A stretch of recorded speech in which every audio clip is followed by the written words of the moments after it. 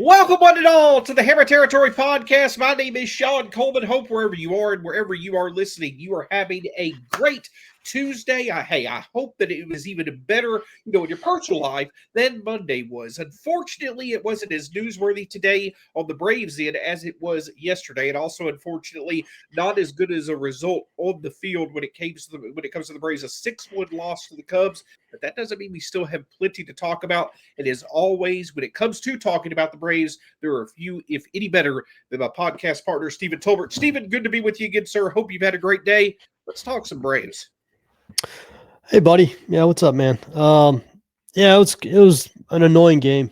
Offense scored one run, very little in terms of like any kind of rally.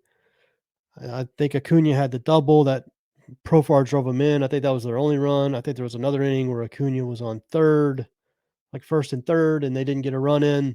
But other than that, there was really not much offense to talk about. And then, Spencer Strider, we're going to talk about kind of as the main point of this show because he started tonight. Had some interesting parts of his game.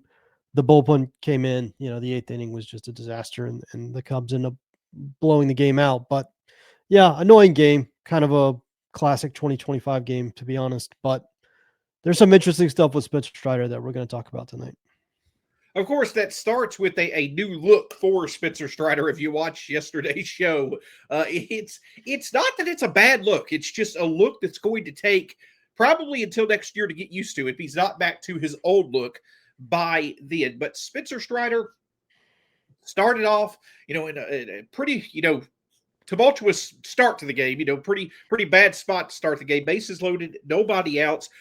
But one thing that I will give Strider credit for, Stephen, is that, about a month to 6 weeks ago, we talked about the fact that, when Spencer Strider was going through what was his worst 3-game stretch of his career, it was going to have to be to the offseason. We were waiting for his offseason to get here for if he just didn't have as much velocity, as much overall elite stuff now as he had in the past, what changes was he going to make to his approach? And we thought the offseason was really going to be the time that he was going to apply that.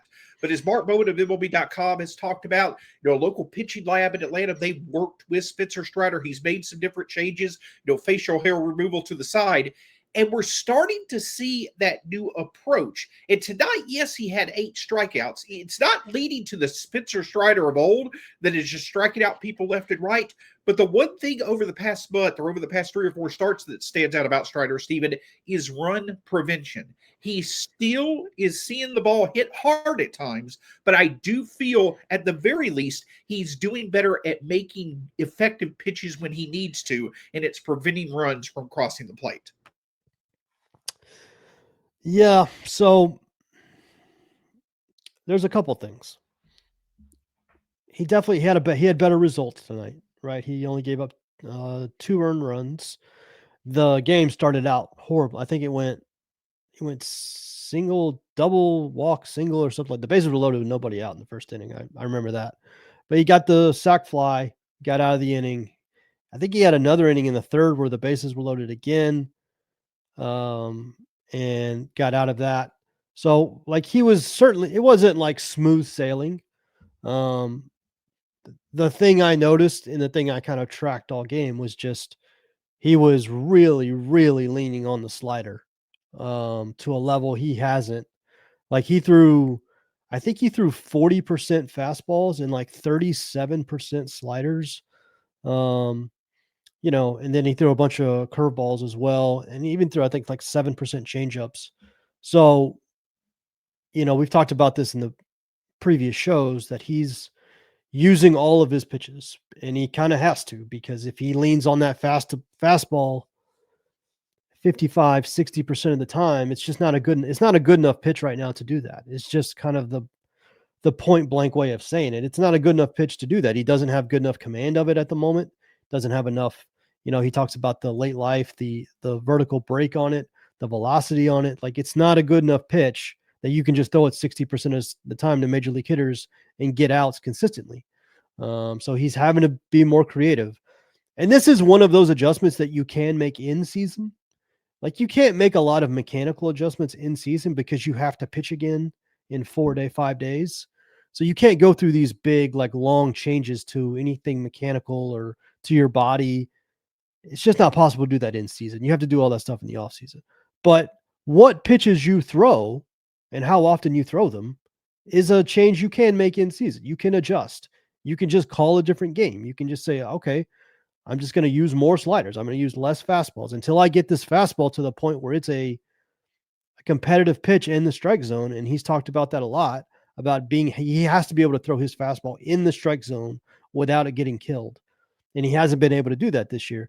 So the only real adjustment you can make for that in season is to just throw it less, quite honestly. And that's what he's done. And was it perfect tonight? No. He still got hit decently hard. He still had a lot of base runners, but he did get swing and miss tonight, which is good to see. He used slider, used curveball, used changeup. And so, I don't know how many of these changes are going to actually make it into 2026, because what we're really going to find out in the offseason is what are his permanent changes. So, how much value these things have long term is worth a discussion and worth a debate. I'm not sure how much value any of it has, but right now he's pitching the way he has to pitch just to get outs. And the only thing you can do in season for that is change up your pitch mix. And that's what he's done.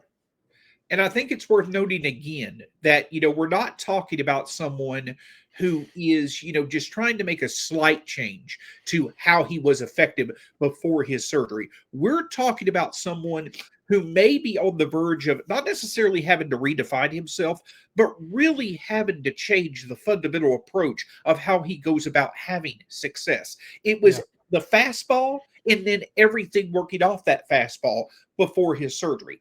Now it's how can I find the most effective pitch mix and result when, once again, my fastball is not being effective. That fastball continues. I think he's gotten a bit better in how he's utilizing the fastball.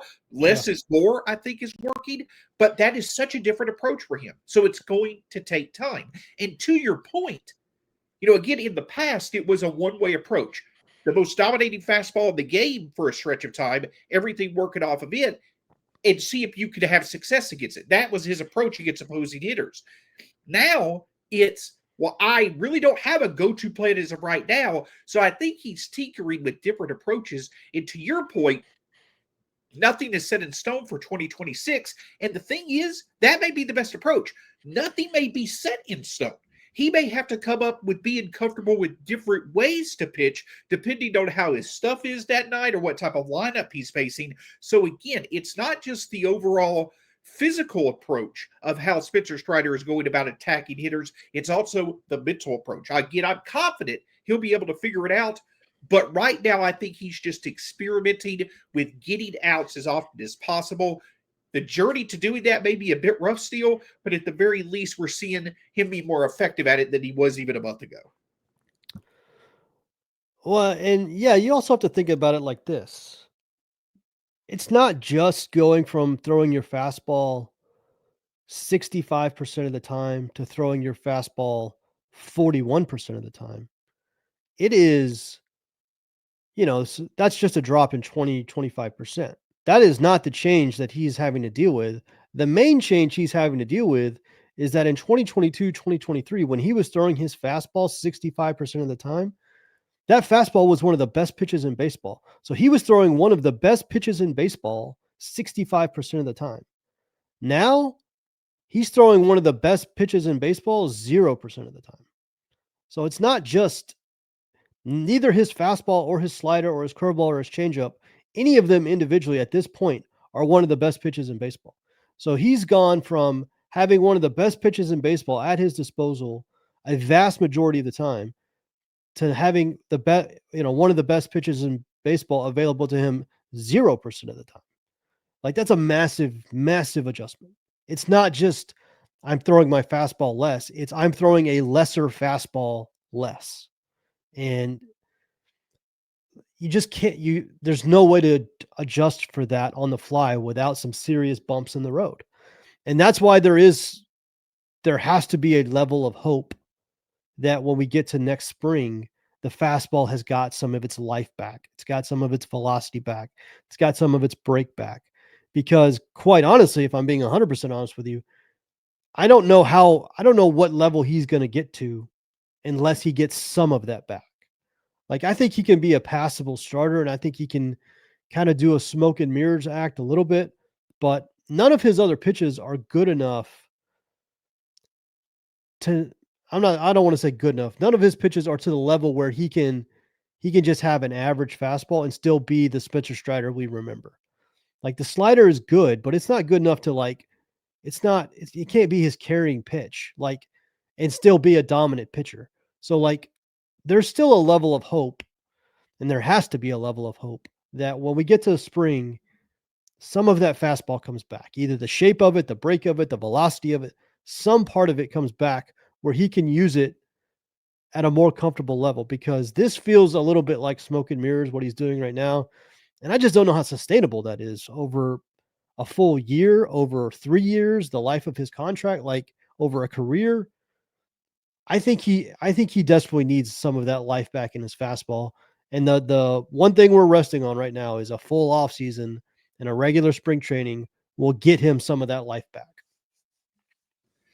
That seems to be the theme with a lot of the Braves pitchers. Uncertainty right now, even with, potentially a positive into the season for Spencer Strider, Chris Sale, Bryce Elder. But again, each and every one of those, for different reasons, have questions. And for that reason, what we're going to do is we're going to hear a word from our partners. But when we come back, Stephen and I are going to discuss the state of the Braves pitching staff as of now, with the focus on 2026, a subject we'll discuss multiple times before next season, but I think it's going to be a very interesting conversation in terms of how it develops over time. More on that in just a moment after a word from our partners. We are longtime fans of Omaha Steaks, and I am drooling looking at the website right now, featuring USDA certified tender steaks, and also during their Red Hot Sale event going on right now this fall, 50% off site-wide at omahasteaks.com. Plus, for the FT fam, an extra $35 off with promo code FOUL at checkout. You've been a big fan of Omaha Steaks since your early days as a pro. Brings me back to my low A-ball days, because we used to survive on this. We get a big order at the beginning of the year, cook them on our little electric grill, can of peas, some mac and cheese. That was dinner for 4. We survived off Omaha Steaks. It still has a special place in my heart. You thrived. Well, you guys ate like kings. Yeah. That's special. Get fired up for fall grilling with Omaha Steaks. Visit omahasteaks.com for 50% off site-wide during their Red Hot Sale event, and for an extra $35 off, promo code FOUL at checkout. 50% off at omahasteaks.com and an extra $35 off with promo code FOUL at checkout. See site for details. Dig in.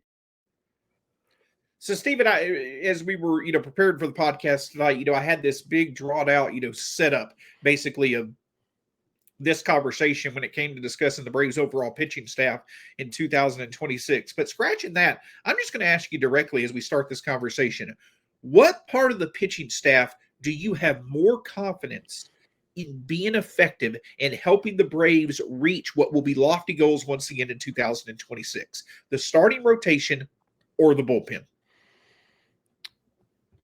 Okay. Say that one more time, because I want to make sure I got the wording correct. You're fine. For the Braves to return to being the contenders that they want to be, who do you have more? What part of the pitching staff do you have more confident in playing a effective role in doing that? The starting rotation or the bullpen?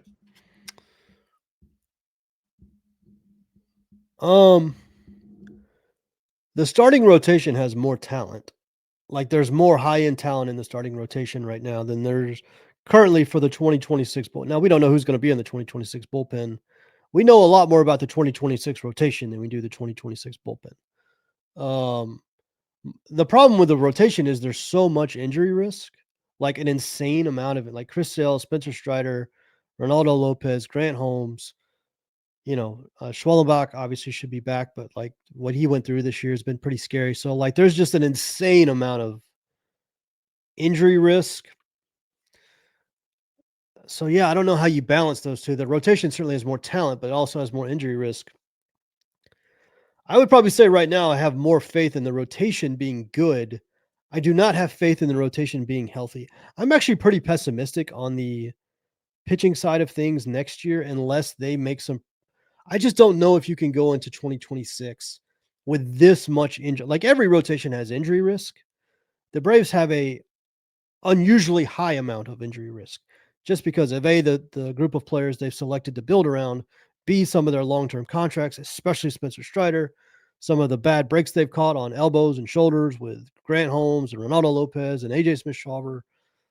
You know, Hurston Waldrop has been a damn revelation. Like, I thank God for Hurston Waldrop, but I'm very nervous about going into, like, if they just say next year the rotation is going to be Sale, Strider, Swellenbach, Lopez, and Hurston Waldrop, you know, assuming that Grant Holmes, we'll see what happens with Grant Holmes. We still don't know if Grant Holmes is going to be available. This Tommy John thing is hanging over his elbow. We'll see what happens. It might be Grant Holmes, but let's just say it's those five. Let's say it's Sale, Strider, Swellenbach, Lopez, and Grant Holmes. Those five guys. That's a shit ton of injury risk, like built into your rotation. Just, I mean, I don't have a ton of confidence that that group is gonna stay healthy. I have confidence that if they all stay healthy, it's good. I have zero confidence that it's all gonna stay healthy. So I don't know if that answers your question. I think the bullpen can be good, but we just don't know enough about it yet. No, I think you hit the nail on the head, is that it depends on what perspective you're looking at. When it comes from an injury perspective, who do you have more faith contributing to the Braves returning to where they want to be next year? I can see some say the bullpen because they have more faith, in the bullpen remaining healthy. Yes. But even that is a bit of a concern. Yes. For me, it's about talent. And for me, it's about certainty. To your point, we know who's going to be in the rotation more than likely next year. We know that their top-end talents, hopefully Spencer Strider returns to that. When you mentioned Grant Holmes, we got news today that he likely is going to start pitching, I believe, after the season. I believe they said that he could be back on the mound. What was it, in November that they said that he could start pitching? Yeah. Go ahead. Yeah. That was the news today that he's starting a pitching program. Obviously, by the time he's ready to go, the season will be over. So he's just trying to work to the point where he can get into a normal offseason. The cloud hanging over his head is going to be once he ramps up again in February or March or whenever he starts ramping up, what is the state of that elbow? Because, we've just kind of had this elbow scare, and instead of doing surgery, he's doing rehab, which on the whole doesn't usually work. It just doesn't. It might work for him, but it doesn't usually work. So you just have this thing, this cloud over his head, like you do so many of the Brave starters. Yeah. And that is why, with the concerns, legitimate concerns that are there in terms of the health of the Brave starters, that is kind of why I'm more worried about the bullpen, if that makes sense. Because in terms of what you can control, you can get as much pitching depth as possible. If injuries are going to happen, it's just a part of the game. Like, it's something you can't control. But in terms of certainty, in terms of talent, and in terms of what the Braves can control, I'm more confident in the starting staff being a bigger contributor to this Braves team, getting back to where they want to be. I can't say that so much about the bullpen. Now, I know that we've got some pretty talented, pretty effective pieces already who are going to be there. You've got Aaron Bummer, you got Dylan Lee, you've got Pierce Johnson, you've got Tyler Kinley, and you also have Joe Jimenez coming back from injury. That's a solid group of five that are there. But each one of those players that I mentioned regressed this year compared to last year, or they didn't pitch at all in terms of Joe Jimenez. And you also, out of that group, don't have a proven closer. So you're telling me that you want for that to be the best arms for your bullpen as a team that's looking to not only get back to contention, but being, a potential threat for the World Series? I don't see it with that bullpen. But with that being said, you've already got $20+ million invested in that bullpen. We know that we really don't want to run it back the same with our lineup or with the starting pitching staff. So that's going to require money to go to those two probably more important aspects of your team. That's why, I put it out on social media today. I have the 26 bullpen is a bit of a concern because you not only have already a lot of it in place, but even with that 5 guys that I mentioned in place, there's so many questions about those 5 guys. Plus, you still don't have the biggest question answered. Who's going to be your closer and who also is going to step up and be your depth as you deal with struggles and injuries in your bullpen itself next year. Yeah, and that's what I mean. I mean, we don't know who the closer is going to be, so it's tough. It's tough to make any, it's tough to make any conclusions about the bullpen. It's like making a conclusion about the rotation without knowing who the ace is going to be. Like, we don't know who the closer is going to be. So until we get that piece, it's tough to even really know. Two, I don't even know that any of those players you just named are actually going to be on the team. Like, if you told me right now they're trading Aaron Bummer in the offseason, it wouldn't surprise me. Like, he's had a good year. He's had a decent year. His underlying peripherals look really good, but he makes $10 million next year, and the Braves might need that $10 million to go elsewhere. Like, they could move him. You could tell, like, Tyler Kinley's pitched really well, but they might be like, we can't spend any more money on, a guy who's not going to be, Tyler Kinley is probably like the fifth or sixth guy in a really good bullpen. I don't know. Like, I don't know if we can spend that on a fifth or sixth guy in the bullpen. I think Pierce Johnson's going to be there. Like, Dylan Lee's had a really bad second half. I still think he's going to be there. Days Bell has been really inconsistent. We have no idea what the health or status of Joe Jimenez is. He's missed the entire season. So that's what I'm saying. Like, there's just so much uncertainty about who's actually going to be in the bullpen. It's just tough to even make a conclusion on it, versus we pretty much know who's going to be in the rotation next year, unless they do something crazy. And I don't even know how they would do something crazy with the injury risk they have. It's not like Ronaldo Lopez has a lot of trade value right now. Because, he's got a lot of money owed to him. They're not trading Schwellenbach. They're not trading Sale. Strider, you'd be selling as low as you could sell. So they're not moving him. Like, we know who's going to be in the rotation if they're healthy. I just don't have any confidence they're going to stay healthy. So, I don't know what the total answer is, but my honest opinion of the 2026 pitching staff as we sit here today is I am not optimistic that A, it's going to stay healthy, most of all, and B, until we get more answers on this bullpen, I don't even know how you begin to break it down. And I know that many, I mentioned, Bummer had a down year earlier on social media. I actually want to correct myself a bit. Brad Rowland brought up a great point. A lot of, when you look at his overall, when I say he's regressed this year, yes, the overall numbers, even the underlying numbers, are in a worse position than they were in 2024. But a lot of that comes from the 2 spot starts that he made, where he got rocked, and Snicker didn't manage him that well. Aaron Bummer has actually been our most valuable, has been our most effective reliever in terms of underlying metrics in high leverage situations this year. Like, that's the other thing that's what gets me concerned. When I'm talking about, okay, say the bullpen is healthy next year, I don't know if you really can trust this bullpen to do what you need it to do to win the games that you need to get in a favorable spot in the playoffs, let alone be able to win in the playoffs. And for the Braves to be able to get the bullpen to that level, that money's going to have to come from somewhere. So the point that I'm getting at is that the bullpen being in a spot where there's more uncertainty about it going into 2026 than there has been in previous years. But there's also bigger questions across the rest of the roster that are going to require money to fix. It's not a favorable spot to be in. So I'm with you. Well, not only that, but like next year, the highest paid guy in the bullpen is Joe Jimenez at $9 million. Or no, I'm sorry, highest paid guy is Aaron Bummer at 9.5. Yeah. The second highest guy is Joe Jimenez at 9. So that's 2 guys, and Jimenez and Bummer. Bummer, maybe it's a Brian Sticker thing, but they use him like a middle leverage reliever for most of his time in Atlanta. I mean, for a lot of the time, they use him as like a mop-up reliever. So, like, unless they're going to have a manager come in and use him in a different way, can you pay that guy $10 million to be, the 5th or 6th arm in your bullpen? You can't. And then Joe Jimenez is making $9 million next year, and we have no clue. We have no clue what we're going to get from him, and neither does the team. And they have no way of knowing what they're going to get from him until we get to the next season. And by that point, it's too late to add anything significant. Like, they're going to have to make that determination about what Joe Jimenez is going to do for them before they actually see it, because they got to make decisions on the bullpen in the offseason, but they're not going to know what Joe Jimenez is until we get to the regular season next year. So I don't know how you do it. And on top of all that, they have to find a closer somewhere. how concerned are you by this Dylan Lee, fall in the second half? Pierce Johnson has been solid.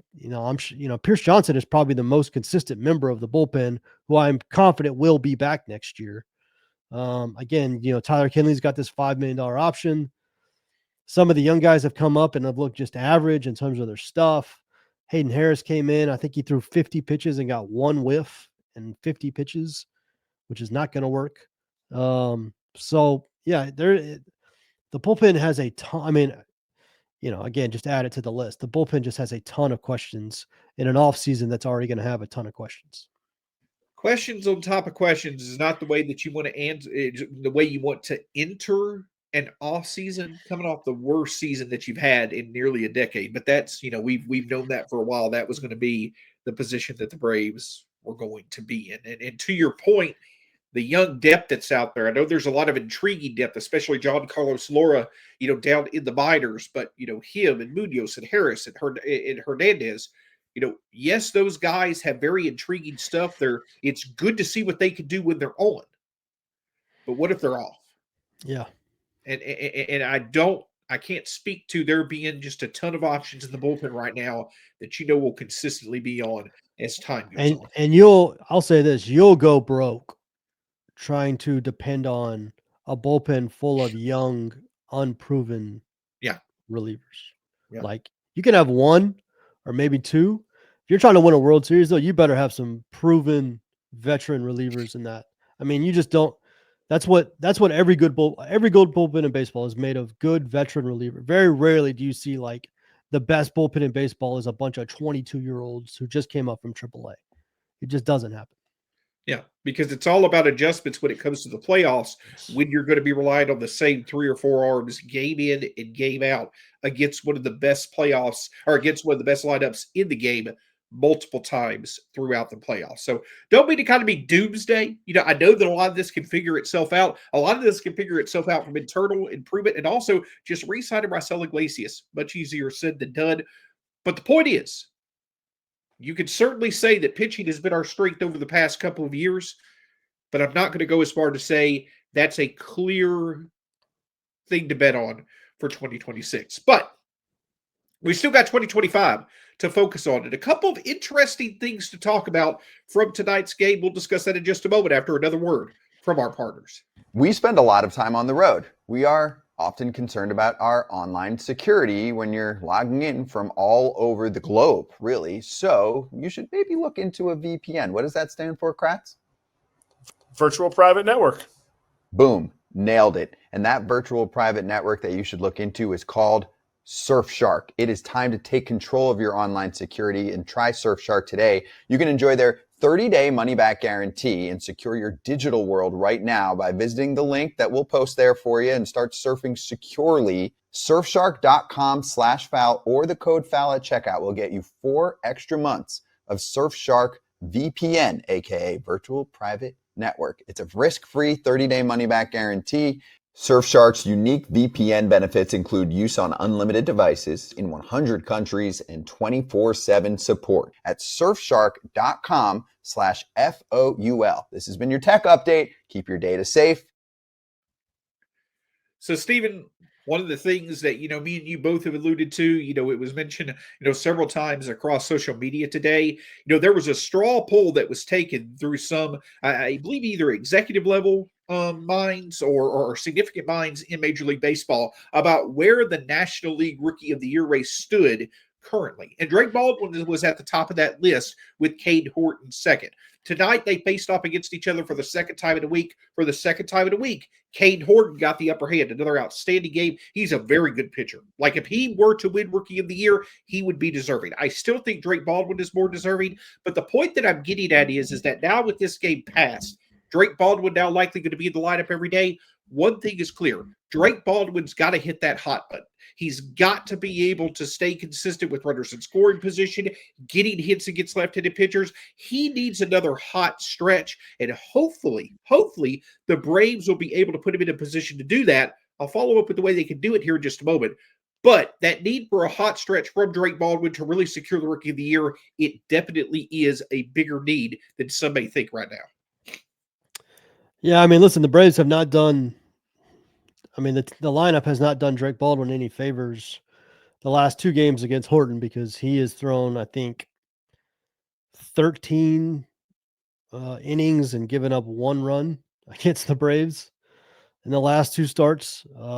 So, yeah, I mean, his rookie of the year candidacy is only looking better and better. At one point, I looked at the Cubs' schedule.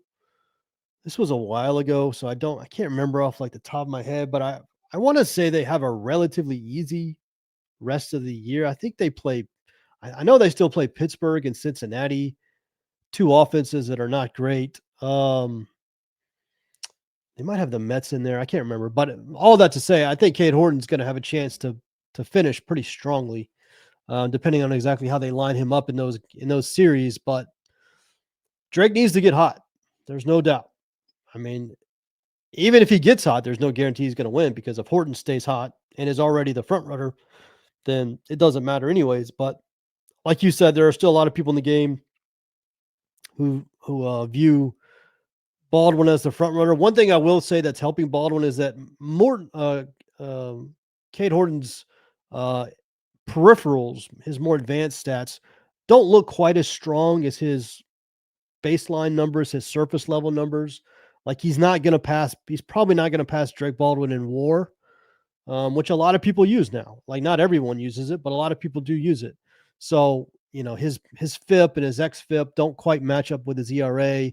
Doesn't strike a ton of people out. He doesn't have those like dominant games that get like featured on SportsCenter. They get your name out there where you've got 11 strikeouts and 1 hit. Like he's much more of a pitch to contact kind of guy. And so, that's going to help Drake, but Drake needs to get hot. Like he just needs to get hot. He needs to get hot again. He needs to go on a tear, have some big hits, big homers. Maybe the Braves can win some games in heroic fashion, maybe get Drake's name out there a little more. That would help a ton. But yeah, I mean, Cade Horton's, he's dominated the Braves 2 starts in a row. And that's the other thing that I think is going to help Baldwin. Number one, it's the fact that he's done it all year long. Horton's really come on over the past 6 weeks to 2 months. Number two, he's doing it as a catcher. Like you don't usually see an offensive catcher doing things that Drake Baldwin is doing. For instance, 2 of the things that I think, I mentioned it on Twitter earlier today. I may harp on this too much, but I think it is just such a great overall aspect of Drake Baldwin's profile that he's not only productive in areas you typically don't see young catchers productive in, but he's historically productive. Like since, we talk about splits, like, right-handers versus left-handers and all that different stuff, those stats started being fully tracked in 1968. So nearly, 60 years ago? But since 1968, among rookie catchers, Drake Baldwin is in line to have the 3rd highest OPS with runners in scoring position by a rookie catcher in a season since 1968. He also is set to have the highest OPS for any rookie left-handed catcher versus left-handed pitching. You want to talk about 2 reasons why there are so many platoons across Major League Baseball when it comes to catching? It's because those situational type hitting situations where you need production, you usually don't have catchers who can deliver in those type of situations, especially against quality opponents. And that's something that Drake Baldwin has consistently done to go along with the fact his peripherals support the good numbers that he's put up. That's what I think sets the difference between not only him and Horton, but also Drake Baldwin's rookie season and recent rookie seasons that we've seen from other rookie catchers. And my big takeaway is every time I see they always put the first initial and the last name together. Every time I see it, it's C Horton. And so I just want to say C Morton. Like I've almost said Morton like 12 times in the month that we've been talking about this guy. But yeah, Drake needs to get hot. And his expected numbers are like, if you're trying to project forward for Drake, looking at expected numbers, looking at, projections of like his 2025 season could not have gone better than it's gone so far. Of all the things that's gone wrong in 2025, Drake Baldwin's season, and especially now that we know about this Murphy injury, like the development of Drake Baldwin has been a godsend for the Braves and is one of the few bright spots. Him and Hurston Waldrop, probably 1-2 in terms of like positive developments for the Braves in 2025. There's probably somebody else I'm forgetting, but just off the top of my head, that's the two main things that have helped kind of bridge this miserable year. Is there have been some young bright spots that are going to play a role next year, and very likely a large role. I mean, I think there's a world where Waldrop is playing a pretty massive role next year, and I know there's a world where Baldwin's playing a massive role next year. So I want him to win the Rookie of the Year. I want the draft pick is what I really want, but obviously I want him to win Rookie of the Year, so he has that, forever. But probably more importantly than that is this dude looks like a cornerstone piece for the future. And as poorly as this year has gone, the Braves can use as many, bright spots as they can get.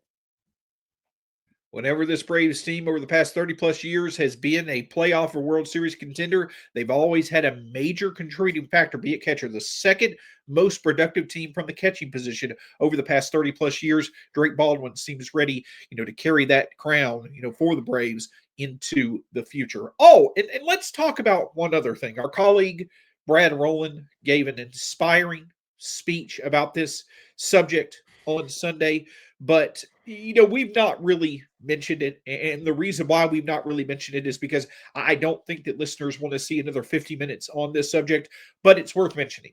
We are 4 games into the let's bat Ronald Acuna lower than at 6th or lower than the lineup. We're 4 games into that experiment. The Braves have scored 2 or less runs in 3 of those games. And at least 2 of those games, Ronald Acuna Jr. has looked like the best hitter.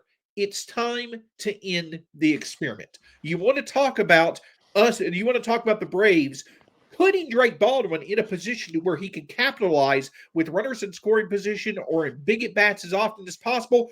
Put your best hitter in front of him. You want to reward putting Matt Olson and putting Ozzie Albies, putting others up towards the top of the lineup because they've been hitting better. Give them opportunities to do that by putting your best hitter at the top of the lineup. And finally, when your lineup is struggling, it's best to give your best hitter as many as bats as possible. So for all those reasons, plus 15 million others that I'm not going to get into, I simply suggest one thing. The time has come. Put your best hitter at the top of the lineup. Yeah, so I haven't weighed in on this yet on the show. And I thought Brad laid it out pretty well.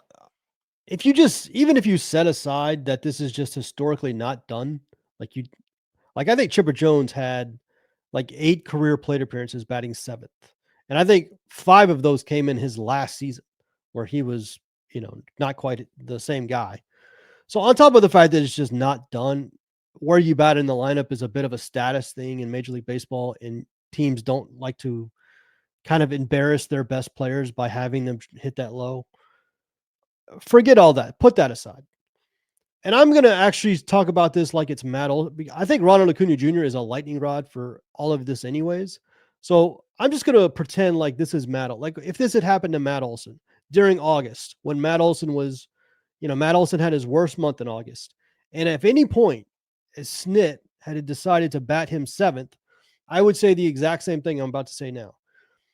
You build your lineups based off the law of big numbers, which is guys are going to go through slumps. They're going to go through mini slumps. They're going to go through medium slumps, but the law of big numbers eventually will win out, where whoever your best hitters are consistently, if you've got a guy that's got a 900 OPS for his career, you got a guy who's got a 900 OPS for the season like Acuna does, that's your best hitter. And even if he's in a slump, on that given night, when you fill up your lineup card and you're like, who has got the best chance of giving me a great at bat tonight? For the Braves, it is always Ronald Acuna Jr. and Matt Olson. That is 1 and 2 every night, even if they're in slumps. Again, by the law of big numbers, which is what you should be using to fill out a lineup card, the best chance you have for a great at bat is 1, Ronald Acuna Jr. and 2, Matt Olson. So that's all I'm going to say. I'm not going to do a full 15-minute rant. I thought Brad laid it out pretty well, that historically it's just not done. But more than that, just logically, if you're just trying to win, even if Ronald Acuna Jr. is in a slump or Matt Olson's in a slump, that makes it even more likely that in that game that you're about to play, they're going to get a hit, because that's the law of averages. If a great player has been 0 for his last 10, it's even more likely that he's going to be the next one to get a hit because that's how averages work. So whether it's, and again, because it's Acuna and Snitker, it's become like a lightning rod issue. Forget the name Ronald Acuña Jr. Just think best hitters on the team. Matt Olson, Ronald Acuña Jr., Chipper Jones. If they're in a slump, you still bat them in the middle of the lineup, at the top of the lineup, because those guys are going to give you the best chance of having great at-bats because they are your best hitters. It's just that simple. Now, do these games matter? No, these games do not matter.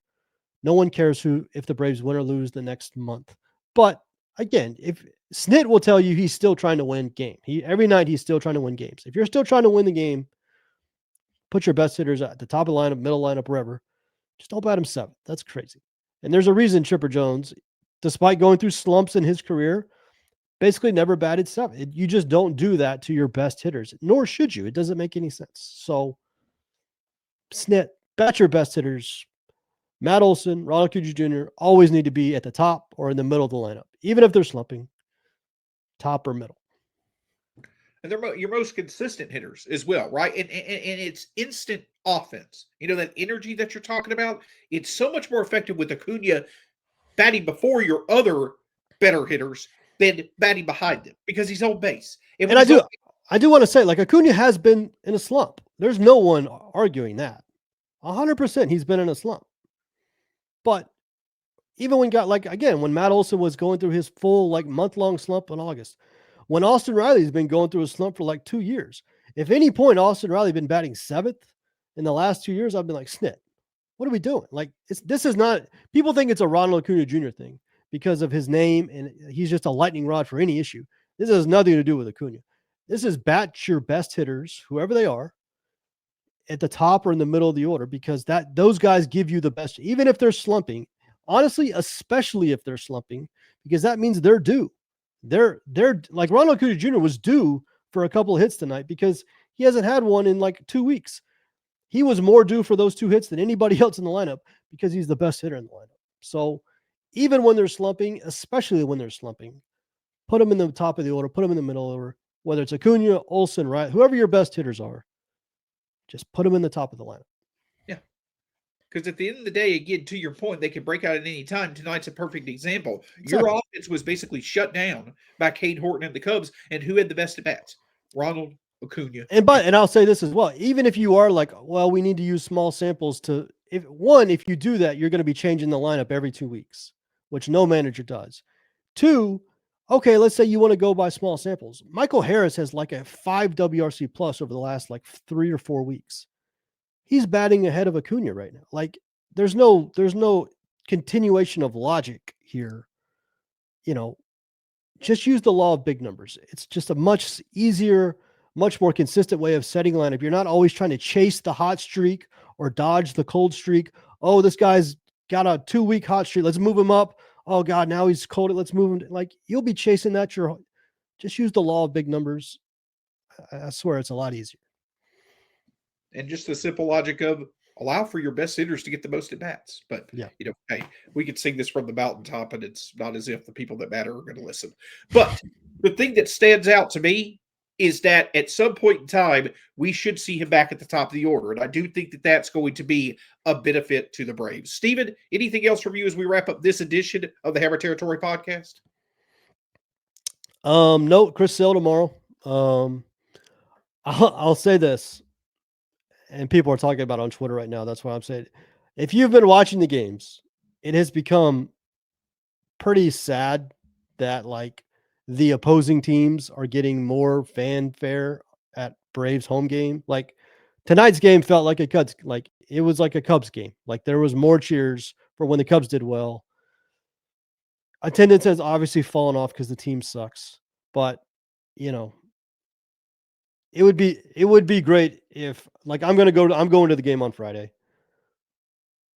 I know the team has been terrible, but we still do want to support them a little. I know people are I don't want to give any money to ownership.